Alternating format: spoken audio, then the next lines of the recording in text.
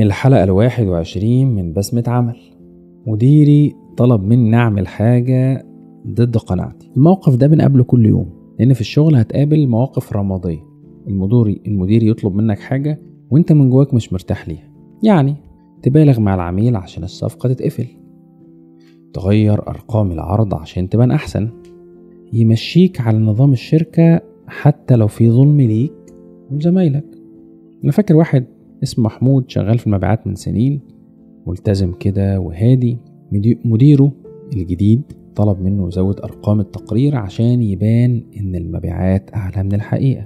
محمود ما نفذش لكن سكت، والسكوت كان بيتعب أكتر من الشغل نفسه. لحد ما في يوم بقى قرر يتكلم، قعد مع المدير وقال له: أنا معاك في الشغل 100%. بص، احنا متفقين، أي حاجة هتطلبها في الشغل أنا معاك، لكن لو طلبت مني أعمل حاجة ضد اللي أنا مؤمن بيه أو ضد ضميري هعملها غلط وهتعب، مش هكمل بنفس الطريقة. المدير اتفاجئ لكن احترم موقفه وما طلبش منه ده تاني. سيرتنا ليك النهاردة: الوظيفة مهمة لكن احترامك لنفسك أهم. مش لازم تعادي مديرك على فكرة، مش لازم يبقى فيه خناق، لكن لازم ترسم خط واضح لما الأمور تتجاوز قناعتك، وتعرف تقول لأ بأدب أو بأسلوب مناسب.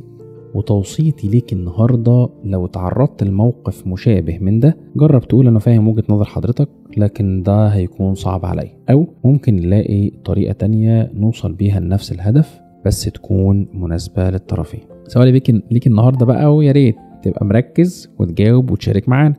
لو مديرك طلب منك بكرة حاجة مش على هواك، بكرة اللي هو بكرة، هل انت جاهز تقول لأ بأدب ولا هتسكت عشان خايف على مكانتك؟ شوفكم في حلقة جديدة من بسمة عمل.